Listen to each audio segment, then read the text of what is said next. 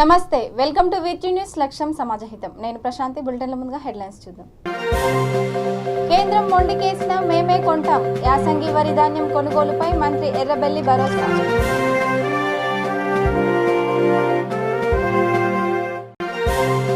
పేటలో బయోగ్యాస్ ఉత్పత్తి కేంద్రం తెలంగాణ రాష్ట్రంలో మొదటిసారిగా సూర్యాపేటలో ఏర్పాటు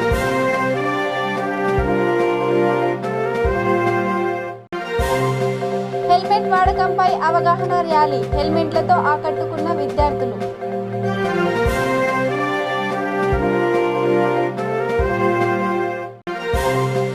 పంటకు రాని గిట్టుబాటు ధర వరి కుప్పపైనే వెక్కి వెక్కి ఏడ్చిన రైతు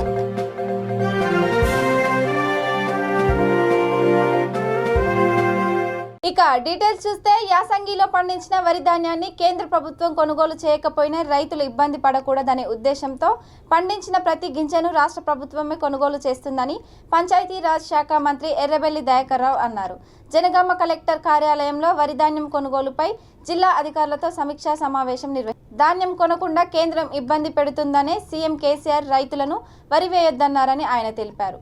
3,000 కోట్ల రూపాయల నష్టం వచ్చిన రైతాంగాన్ని ఆదుకోవడం కోసం ఈ నిర్ణయాన్ని తీసుకున్నారన్నారు. కార్యక్రమంలో ఎమ్మెల్యేలు ముత్తిరెడ్డి యాదగిరిరెడ్డి, తాటికొండ రాజయ్య, జిల్లా collector Sivalingaiah, Warangal DCCB chairman Marneni Ravinder, పలు శాఖల జిల్లా అధికారులు పాల్గొన్నారు.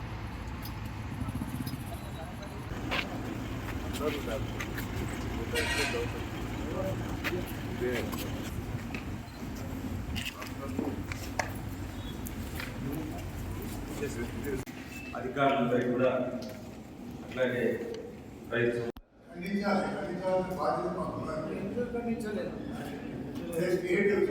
ఏర్పాటు చేసాం చేశాం సార్. సివిల్ సప్లైస్ డిపార్ట్మెంట్ ద్వారా కానీ నమస్కారం సార్. మనం వాళ్ళు కూడా ఓపిక వెయిట్ చేస్తున్నారు సార్. మనం అన్ని అన్ని ఏర్పాట్లు రెడీ ఉంటున్నాం సార్. ఈ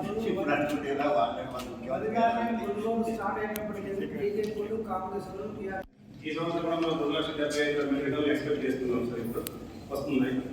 దానికి సంబంధించి ఈ సంవత్సరం మనము లాస్ట్ టైం అది కూడా ఆపరేషన్ అయిపోతుంది సార్.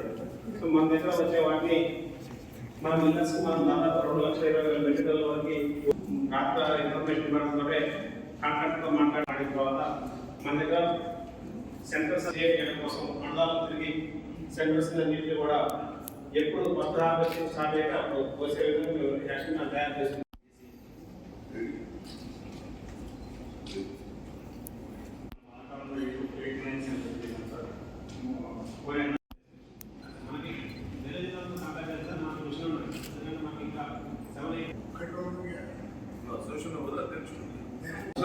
బాధపడే అసలు ఎయ్యకుండా ముఖ్యమంత్రి గారు బాధపడ్డారు. అరే నీళ్ళు ఇచ్చినా, నేను కరెంట్ ఇచ్చినా, రైతు బంధు ఇచ్చినా ఎట్లా ఇబ్బంది పడుతున్నా బాధపడే క్యాబినెట్ లో మాత్రం మీరు పెట్టుకుని బాధపడే చెప్పాడు. ఒట్టు వేయకుంది చేయమనేది వాళ్ళు ఏమని వేసిన తర్వాత ఇప్పుడు రైతులు ఆగం కావద్దనే కదా ముఖ్యమంత్రి గారు ఆలోచన. రైతులు ఇప్పుడు 2 తీర్లో మాకు ఇబ్బంది లేదు. పాప ముఖ్యమంత్రి మాట ఏమో 7 రోజులు సరే ఏదో అయితే తీరమైతే ఏదంటే కుటర్తి ముఖ్యమంత్రి గారు మనసు మంచిది అని కొంతమంది అట్లేసి ఇప్పుడు ఎంత అనుకుంటారు. మగోళ్ళకి సబ్సిడీ కింద ఎన్ని ఇవ్వాలని మా బడ్జెట్లో పెట్టలేదు.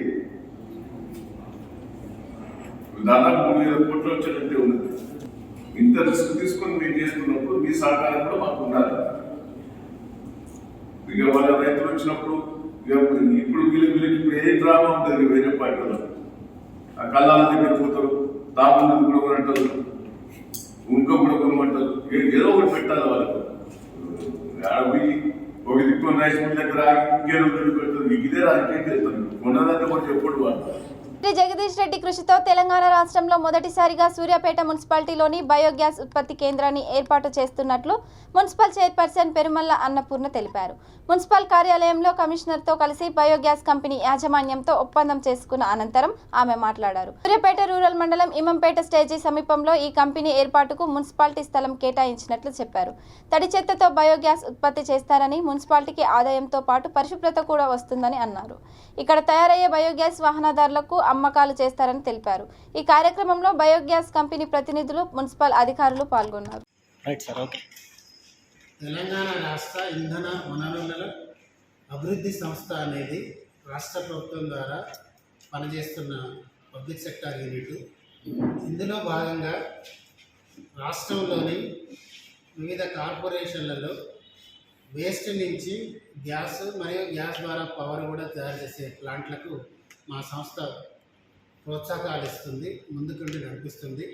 అందులో భాగంగా హైదరాబాద్లో కాకుండా అదర్ దాన్ హైదరాబాద్లో మొదటగా సూర్యాపేట పట్టణంలో లోకల్ మున్సిపల్ అధికారులు మరియు చైర్మన్ గారు, మంత్రి గారి ఆధ్వర్యంలో ఒక ప్లాంట్ పెట్టాలన్న ఉద్దేశంతో మేము ఇక్కడికి వచ్చి ఇక్కడ అథారిటీస్తోని ఎంఓయూ ఇవ్వటం జరిగింది. ఈరోజు ఎంఓయూ చేసుకోవటం జరిగింది.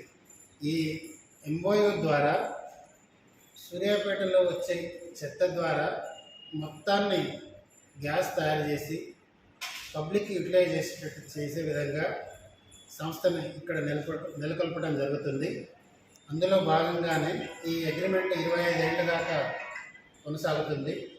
దాని ద్వారా చెత్త క్లీన్ చేసిన వాళ్ళైతాము, మరియు చెత్త ద్వారా వచ్చే గ్యాస్ని మనం ప్రజలకు వినియోగం కోసం చేయించే విధంగా ఫుట్బాల్ సంఘానికి ఒక మంచి అవకాశం వచ్చింది. ఈరోజు ఒక గొప్ప అవకాశం. ఎందుకంటే బయోగ్యాస్ ప్లాంట్ని ఇక్కడ ప్రారంభించడం జరగబోతుంది. ఈరోజు అగ్రిమెంట్ చేసుకోవడానికి ఇంధనం యజమానులు జానయ్య గారు వీళ్ళంతా టీం కూడా ఇక్కడికి వచ్చారు. ఎందుకంటే తెలంగాణ రాష్ట్రంలో ఈరోజు 2 ప్లాంట్ సూర్యాపేటలో నిర్వహించడం అనేది చాలా అదృష్టంగా భావిస్తున్నాం. ఎందుకంటే ఇక్కడ మా స్థానిక శాసనసభ్యులు, తెలంగాణ రాష్ట్ర విద్యుత్ శాఖ మంత్రులు గౌరవనీయులు జగదీశ్వర్ రెడ్డి గారు సూర్యాపేట పట్టణాన్ని అభివృద్ధి పదంలో ముందుకు తీసుకెళ్ళడానికి అనేక విధాలైన సంక్షేమ పథకాలతో కానీ అభివృద్ధి పదంతో ముందుకు పోతుంది. దాని దశలోనే ఇది ఒక దాన్ని తీసుకొని రావడం, బయోగ్యాస్ ప్లాంట్ని తీసుకురావడం అనేది చాలా ప్రజలంతా కూడా, సూర్యాపేట పట్టణం ప్రజలందరూ కూడా సంతోషించదగ్గ విషయం. ఎందుకంటే ఈరోజు ఏదైతే తడి చెత్త ఉంటుందో ఆ తడి చెత్త ద్వారా ఈరోజు బయోగ్యాస్ను కూడా తయారు చేయొచ్చు ప్లాంట్ ద్వారా అనేది ఒక నిరూపిస్తానికి ఒక సంస్థని ఇక్కడ పెట్టడం జరుగుతుంది. ఆ గ్యాస్ ద్వారా కూడా వివిధ రకాలు కూడా ఉపయోగించవచ్చు. అంటే తడి చెత్తను రహితమైన ఒక సూర్యాపేట పట్టణ మున్సిపాలిటీగా తీర్చిదిద్దే దశలో సూర్యాపేట పురపాలక సంఘం ముందంజలో ఉంది. ఎందుకంటే ఎక్కడ పడితే కూడా అక్కడ చెత్తను వేస్తున్నారు మన పట్టణ ప్రజలు. వారికి కూడా నేను ఒకటే విజ్ఞప్తి చేసుకునేది, ఇప్పుడు ఈ తడి చెత్తను కూడా ఈ ప్లాంట్కు మార్చి దాన్ని గ్యాస్గా తయారు చేసి దాన్ని కూడా మున్సిపాలిటీకి ఆదాయం వచ్చే రీతిలో మేము షాద్నగర్ పట్టణంలోని హెల్మెట్ వాడకంపై అవగాహన ర్యాలీ కార్యక్రమం ఏర్పాటు చేశారు. ముఖ్య అతిథిగా హాజరైన సినీ నటుడు టార్జాన్ హాజరయ్యారు. ట్రాఫిక్ డీసీపీ విశ్వప్రసాద్, జబర్దస్త్ కళాకారుడు కొమరం, రంగారెడ్డి జిల్లా షాద్నగర్ పట్టణ traffic police station SI Raghukumar ఆధ్వర్యంలో హెల్మెట్ వాడకంపై విద్యార్థులకు అవగాహన కార్యక్రమం ఏర్పాటు చేశారు. ఈ సందర్భంగా వేలాది మంది విద్యార్థులు హెల్మెట్ ప్రదర్శనకు సిద్ధమయ్యారు.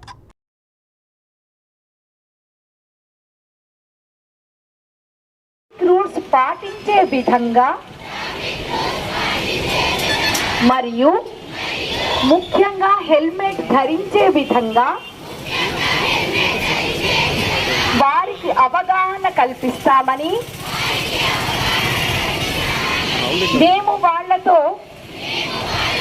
వాహనంలో వెళ్ళే సమయంలో ఖచ్చితంగా మేము కూడా హెల్మెట్ ధరించి రోడ్డు భద్రతా నియమాలు పాటించే విధంగా మా తల్లిదండ్రులకు మరియు ఇతరులకు ఎలాంటి ప్రమాదం జరగకుండా వారికి అవగాహన ఇప్పటి నుండి ఎలాంటి వాహనాలు నడపమని, అదేవిధంగా మా తల్లిదండ్రులు కానీ మా బంధువులు కానీ వాహనాలు నడిపే సమయంలో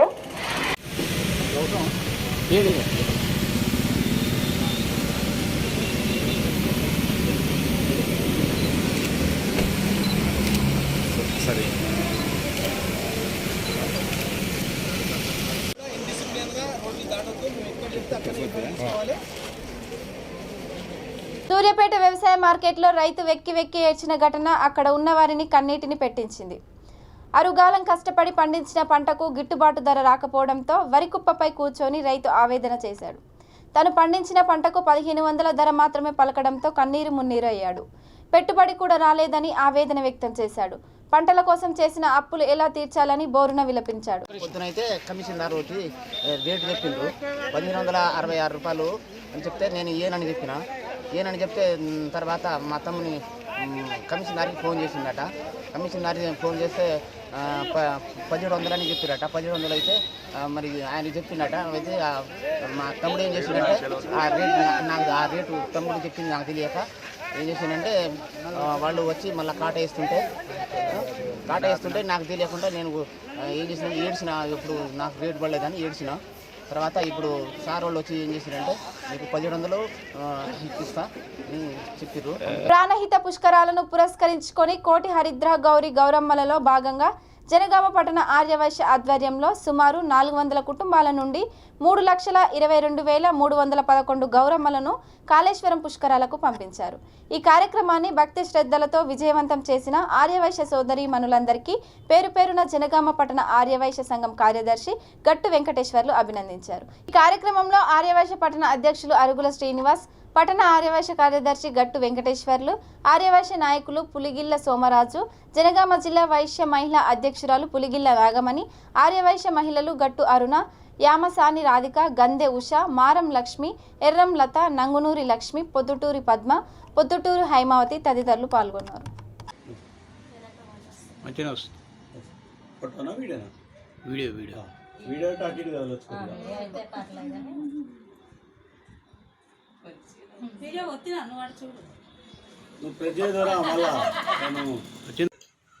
ప్రాణహిత పుష్కరాలను పురస్కరించుకొని కోటి హరిద్ర గౌరీ గౌరమ్మలో భాగంగా జనగామ పట్టణంలో ఆర్యవైశ్య ఆధ్వర్యంలో జనగామ నుండి సుమారు 400 కుటుంబముల నుండి 3,22,311 గౌరమ్మలను మనము కాళేశ్వరం పుష్కరాలకు పంపించడం జరిగినది.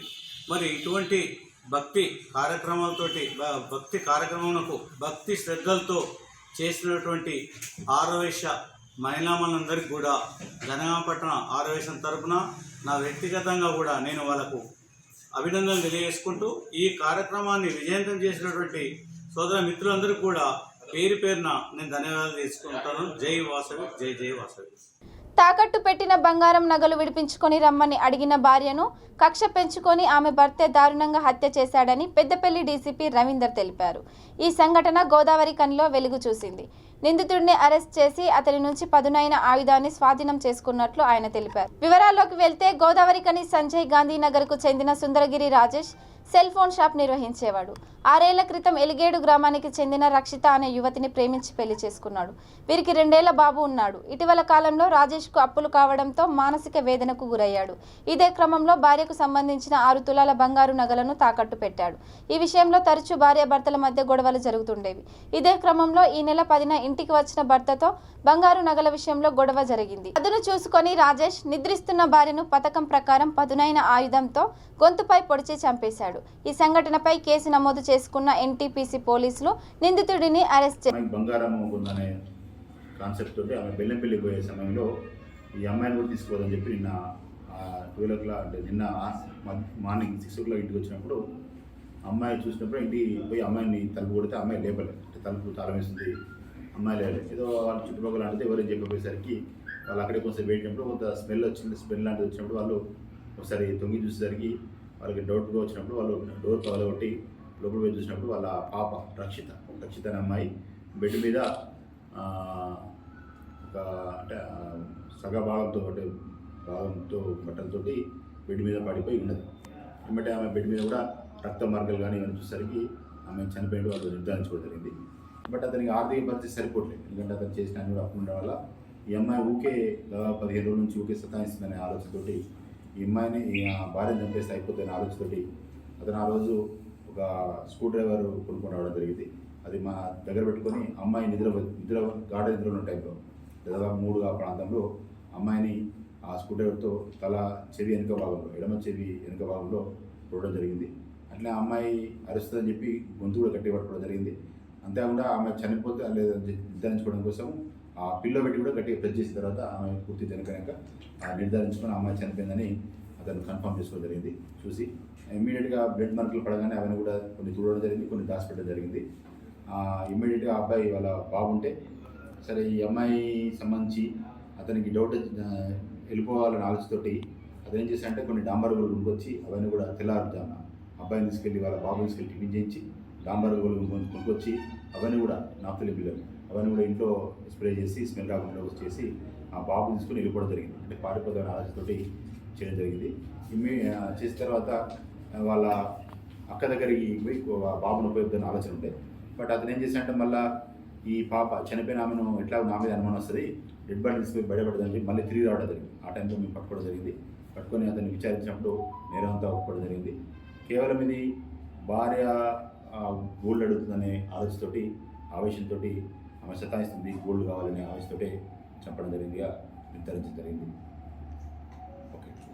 వికారాబాద్ పట్టణంలోని ఆలంపల్లిలో మట్కా నిర్వహిస్తున్న వ్యక్తులపై వికారాబాద్ టాస్క్ ఫోర్స్ పోలీసులు, పట్టణ పోలీసులు దాడి చేసి పట్టుకున్నారని డీఎస్పీ సత్యనారాయణ తెలిపారు. పట్టుబడిన వారిలో నిజాం ఆనంద్, గోపి, గౌష్ బాషా, రహీం, ఎండి పాషా, హలీం ఉన్నారు. వారి నుంచి 15,000 నగదు, 10 సెల్ ఫోన్లు స్వాధీనం చేసుకున్నారు. నిందితులను రిమాండ్కు తరలించారు. ఈ కార్యక్రమంలో Vikarabad CI Rajasekhar, Meminpet CI Venkatesam, SI Saritha, Suresh, police సిబ్బంది పాల్గొన్నారు.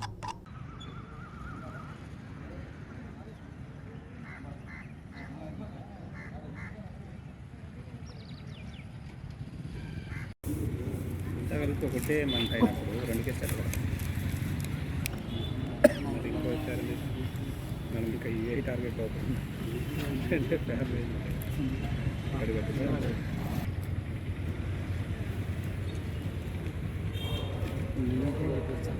ఫ్యామిలీ ఇది జస్ట్ డెప్త్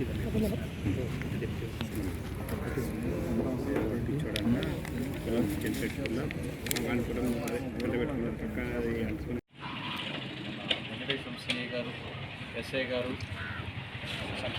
ప్రశాంత్ మరియు లోకల్ పోలీస్ వికారాబాద్ సిఐ గారు, టౌన్ ఎస్ఐ గారు, టౌన్ ఇన్స్పెక్టర్ గారు, ఎస్ఐ గారు అందరూ కలిసి సంయుక్తంగా అందరూ కలిసి దాని ప్రకారం రైడ్ చేసి ఆలంపల్లో ఉన్న ఆయన దగ్గర ఉన్న ఎండి నిజాం అనే అతన్ని, ఆయన ఎండి నిజాం తండ్రి పేరు బాలి, వాల్ డిజైన్గా చేశారు ఆలంపల్లి. ఆయన్ని పట్టుకొని ఆయన పట్టుకున్న తర్వాత ఆయన ఇచ్చిన సమాచారం ప్రకారం దాంతోపాటు 3 అనుచరులు ఆయనకి క్యాష్ కలెక్షన్ వాటికి వీటికి అన్నిటికీ చేసేవాళ్ళు గౌస్ బాషా, ఆనందం, గోపి, ఈ 3 కూడా అదుపులో తీసుకొని విచారిస్తే దీంట్లో దాదాపు సుమారు వాళ్ళ ఇప్పుడు ఏజెంట్ అయితే నిజాం ఏజెంట్ ఎవరున్నాడో అతని ద్వారా మొత్తం టోటల్ దాదాపు 24 మెంబర్స్ ఇక్కడ వికారాబాద్లో మట్కా ఆడుతున్నారు తెలిసింది. అవన్నీ వివరాలు సేకరిస్తున్నాం. వాళ్ళతో పాటు కొంతమంది ప్లేయర్స్ని రహీం, ఎండి పాషా, అలీ అనే వాళ్ళు కూడా అదుపులో తీసుకొని వాళ్ళ దగ్గర నుంచి 82,270 రూపాయలు ప్లస్ 8 మంది 28 సెల్ ఫోన్లు సీజ్ చేసిన. అదేవిధంగా అదే ఇన్ఫర్మేషన్ మట్కా మీద ఆడుతున్న ఉద్దేశంతో ఈ మంగళి మహేష్ అని సన్నాఫ్ గోపాల్, ఈ 27 ఇయర్స్, ఈ ఇద్దరికి ఇతను శివాజీనగర్ కాలనీలో ఉంటాడు. అది ఇద్దరు కూడా కేసులో మట్కా కేసులో అరెస్ట్ అయిన అతను కూడా మళ్ళా ఇదే దందా చేస్తున్నాడని చెప్పేసి ఆ ఇన్ఫర్మేషన్ మీద కూడా ఆయన మీద కూడా రైడ్ చేసేసి చూస్తే ఆయన దగ్గర 26,800 రూపాయలు క్యాష్ వచ్చి దాదాపు ఆయన దగ్గర కూడా ఒక 7 ప్లేయర్స్ అతని దగ్గర నుంచి ఆఫర్ చేశారు. అతని దగ్గర నుంచి అతని సెల్ ఫోన్ కోసం క్యాష్ చేశారు. అదేవిధంగా జనగాం జిల్లా యశ్వంతాపూర్ క్రీస్తు జ్యోతి ఇన్స్టిట్యూట్ ఆఫ్ కాలేజ్లో ఆసియా ఫౌండేషన్ ఆధ్వర్యంలో రక్తదాన శిబిరం నిర్వహించారు. కాలేజీ డైరెక్టర్ అగస్టిన్ రెడ్డి మాట్లాడుతూ తమ కళాశాల విద్యార్థుల నుంచి సేకరించిన బ్లడ్ శాంపిల్స్ను తలసేమియా వ్యాధిగ్రస్తులకు అందజేస్తామని అన్నారు. కళాశాల principal Chandrashekar Reddy, NCC in charge Santoshi మాట్లాడుతూ సామాజిక సేవా కార్యక్రమాల్లో కళాశాల ఎల్లప్పుడూ ముందు ఉంటుందని అన్నారు. రక్తదానం చేసిన విద్యార్థులకు ₹1,00,000 వరకు ఇన్సూరెన్స్ వర్తిస్తుందని తెలిపారు. గత 20 సంవత్సరాలుగా కళాశాలలో ప్రతి సంవత్సరం రక్తదాన శిబిరాలు, వివిధ సామాజిక సేవా కార్యక్రమాలు నిర్వహిస్తున్నామని అన్నారు. ఈ కార్యక్రమంలో వందలాది మంది విద్యార్థులు అధిక సంఖ్యలో పాల్గొని రక్తదానం చేశారు.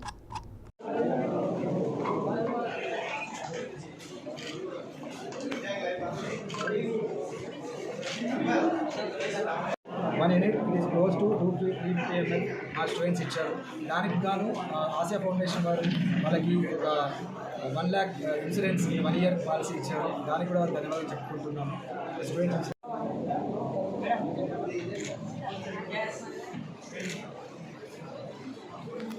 ఓకే.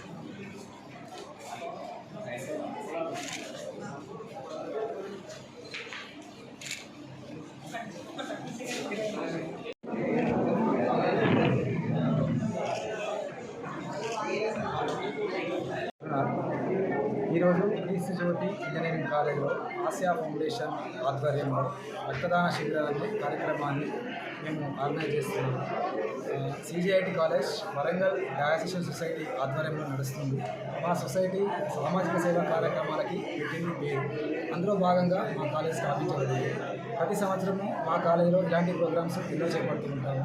గత 4-5 రోజుల నుంచి వాటర్ హార్వెస్టింగ్ డే కానీ, యోగా డే కానీ, క్లీన్ అండ్ క్లీనే కానీ, రూరల్ డెవలప్మెంట్ సంబంధించి విజువలైజేషన్ గురించే కానీ ప్రతి వారం ఏదో ఒక కార్యక్రమాన్ని తీసుకొని మన కాలేజీకి దగ్గరగా ఉన్నటువంటి గ్రామాలని ఎనర్జైజ్ చేయడం కానీ, వాళ్ళకి టెక్నాలజీ డెవలప్మెంట్ చెప్పడం కానీ, దగ్గర స్కూళ్ళల్లో స్టూడెంట్స్కి టెక్నాలజీ చేయడం కానీ, మా విద్యార్థులను సామాజిక సేవ దృక్పథం పాయింట్ ఆఫ్ వ్యూలో వాళ్ళని మోటివేషన్ చేయడం కానీ చేస్తూ ఉంటాము. అందులో భాగంగానే ఈరోజు రక్తదాన శిబిరాన్ని చేపట్టాము. దీనికి సహకరించినటువంటి Asia foundation vice chairman as well as district president అందరికీ కాలేజ్ మేనేజ్మెంట్ తరఫున ధన్యవాదాలు. ఈ కార్యక్రమంలో మా స్టూడెంట్స్ అందరికీ ధన్యవాదాలు. దాదాపుగా సమాచార హక్కు వికాస సమితి ఆధ్వర్యంలో హాలియాలో సమాచార హక్కు చట్టం 2005పై అవగాహన సదస్సు జరిగింది. మాజీ ప్రధాన సమాచార కమిషనర్ డాక్టర్ వర్రె వెంకటేశ్వర్లు ముఖ్య అతిథిగా పాల్గొని విద్యార్థులకు సమాచార హక్కు చట్టంపై పలు అంశాలను వివరించారు. ప్రతి పౌరుడు ఈ చట్టంపై అవగాహన పెంచుకొని క్షేత్రస్థాయిలో గ్రామ స్థాయి నుండి అభివృద్ధి చేసి అవినీతిని నిర్మూలించాలని ఆయన పిలుపునిచ్చారు. ఆర్టీఐ మానిటరింగ్ కమిటీ మెంబర్ సమాచార హక్కు వికాస సమితి డాక్టర్ ఎర్ర మాధవకృష్ణారెడ్డి ఆధ్వర్యంలో ఈ కార్యక్రమం జరిగింది. పలువురు సమాచార హక్కు వికాస సమితి సభ్యులు, Haliya municipal vice chairman Kurakala Ravi, councillor Raja Ramesh, Nalgonda జిల్లా అధ్యక్షులు సైదుల్ గౌడ్, చిత్రం శ్రీనివాస్, పుట్టపాక యాదయ్య, సైతులు యాదవ్, కార్యవర్గ సభ్యులు పాల్గొన్నారు. ఉమ్మడి ఆంధ్రప్రదేశ్ మాజీ ప్రధాన సమాచార కమిషనర్ డాక్టర్ వర వెంకటేశ్వర్లు గారు ఈరోజు హాలియానంద్ స్పందన కాలేజీలో సమాచార హక్కు చట్టంపై అవగాహన సదస్సుకు విచ్చేసినందుకు వారికి ప్రధానంగా సమాచార హక్కు వికాస సమితి ధన్యవాదాలు తెలియజేసుకుంటూ, దేశం అభివృద్ధి చెందలేదు అని చింతించే కంటే చిరుదీపం వెలిగించి చీకటిని తరము అనే విధానంగా ఆర్టీఐ యాక్ట్ ద్వారా అడుగు, ప్రశ్నించు, తప్పులని తరిమికొట్టు, అభివృద్ధిని సాధించు అనే విధానంతో ముందుకు ప్రతి వ్యక్తి అడుగేసినప్పుడు మాత్రమే దేశం అభివృద్ధి సాధ్యమవుతుంది. అవకతవకలు జరగకుండా అభివృద్ధి పనుల్లో నాణ్యత జరుగుతుంది, నాణ్యతతో పనులు జరుగుతాయి. అక్రమాలు జరగకుండా సంక్షేమ పథకాలు అర్హులు మాత్రమే పొందుతారు. అప్పుడే నిర్మూలించు అనేటువంటి నినాదంతో యువతకు ముందుకు జరగాల్సినటువంటి అవసరం ఉన్నదని చెప్పి ఈ సందర్భంగా తెలియజేస్తూ ఉన్నాను. పరిపాలనలో పారదర్శకత, అధికారులు జవాబుదారీగా ఉండాలని, ప్రజలకు హక్కులు కల్పిస్తూ అల్టిమేట్గా అవినీతిని నిర్మూలించాలనేటువంటి ఉద్దేశంతో ఈ సమాచార హక్కు చట్టం ఏర్పాటు చేయడం జరిగింది. ప్రజలకు అధికారులు ఎప్పుడైతే జవాబుదారీగా ఉంటారో, ప్రతి సామాన్యుడు ఎప్పుడైతే అధికారిని ప్రశ్నిస్తాడో ఆ రోజు అవినీతి పూర్తిగా నిర్మూలించబడుతూ ఉన్నదని చెప్పి తెలియజేయడం జరుగుతూ ఉన్నది. ఈనాడు యువకులు, విద్యావంతులు, అన్ని వర్గాల ప్రజలు, సామాన్య ప్రజలకు దీన్ని తీసుకెళ్లాల్సినటువంటి అవసరం ఉన్నది. ప్రస్తుతం జర్నలిస్టులు, అడ్వకేట్స్, విద్యావంతులు మాత్రమే ఓన్లీ 2 to 5% మాత్రమే దీన్ని ఉపయోగిస్తూ ఉన్నారు. ఇది 100% ప్రజలు ఉపయోగించాలని చెప్పి నేను ఈ సందర్భంగా కోరుకుంటా ఉన్నాను. ఈ యొక్క తక్కువ % ఉపయోగించడం కారణంగా అక్కడక్కడ సమాచార హక్కు చట్టం కార్యకర్తలపై దాడులు ఇబ్బందులకు గురి చేస్తున్నటువంటి కార్యక్రమాలను కూడా గమనిస్తూ ఉన్నాము. ఎప్పుడైతే మనం సమాచారము అందరూ కూడా అడుగుతారో అనేటువంటి అభిప్రాయము. మెట్పల్లి విశ్వ హిందూ పరిషత్ ఆధ్వర్యంలో జరిగిన వీర హనుమాన్ విజయయాత్ర బైక్ ర్యాలీ జరిగింది. ర్యాలీలో కాషాయ ధ్వజాన్ని చేతబట్టి హిందుత్వ ఐక్యతను చాటే విధంగా ఆరేపేట శివాలయం నుండి అయ్యప్ప స్వామి దేవాలయం వరకు శోభాయాత్ర నిర్వహించారు. అయితే స్థానిక పాత బస్టాండ్ చౌరస్తాలో గుర్తు తెలియని ఒక అగంతకుడు హల్చల్ సృష్టించాడు. జై భీమ్ జెండాతో జై భీమ్ నినాదాలతో ఈ కార్యక్రమానికి అంతరాయం కలిగించాడు. టౌన్ సిఐ ఎస్ఐ ర్యాలీ వాహనంపై నుంచి అతడిని దించి ఉద్రిక్తతను చక్కదిద్దారు. అనంతరం యథావిధిగా శోభాయాత్ర ప్రశాంతంగా ముగిసింది.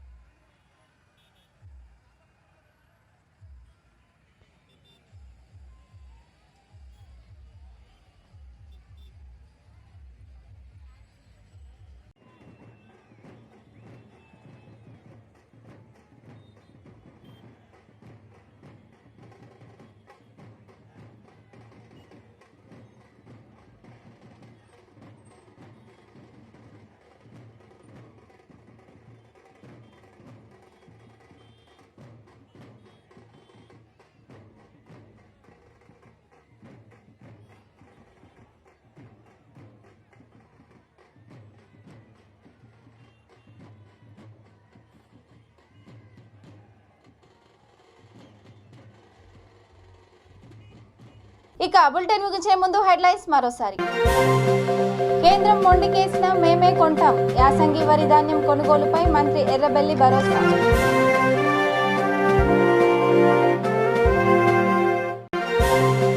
పేటలో బయోగ్యాస్ ఉత్పత్తి కేంద్రం, తెలంగాణ రాష్ట్రంలో మొదటిసారిగా సూర్యాపేటలో ఏర్పాటు.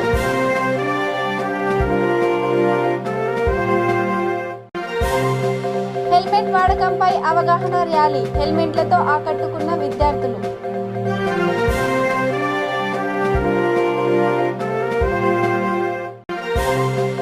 పంటకు రాని గిట్టుబాటు ధర, వరి కుప్పపైనే వెక్కి వెక్కి ఏడ్చిన రైతు.